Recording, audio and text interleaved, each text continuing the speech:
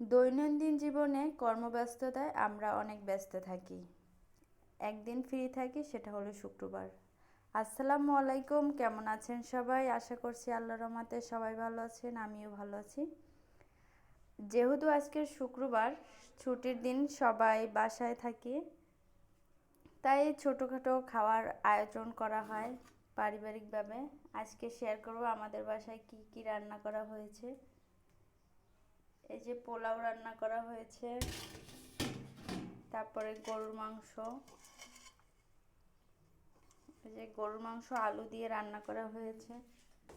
আর এখানে রান্না করা হয়েছে মুরগির মাংস দিয়ে, মুরগির হাড্ডি দিয়ে আর কি, এই ডাল রান্না করা হয়েছে।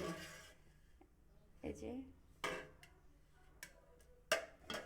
তারপর আরও রান্না করা হয়েছে রোস্ট।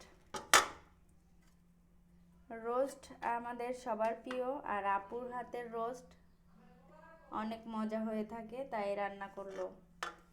যেহেতু এটা পারিবারিকভাবে আমরা খাবো, তাই ওভাবে এখনো বাড়া হয়নি, আপনাদের পাতিল থেকে দেখানো হয়েছে।